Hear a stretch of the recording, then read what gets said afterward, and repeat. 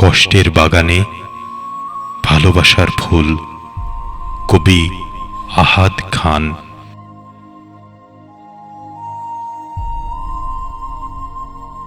নিয়মের নিয়ম ভাঙতে পারি না, চিৎকার করে কাঁদতে পারি না, হাসি দিয়ে চেপে রাখি বুকে।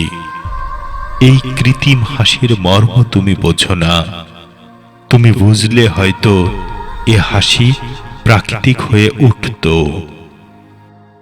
প্রতিটা নিশি আমি তোমার কষ্ট গুণে কাটাই, তোমাকে সুখ দেব বলে প্রতিজ্ঞা করি।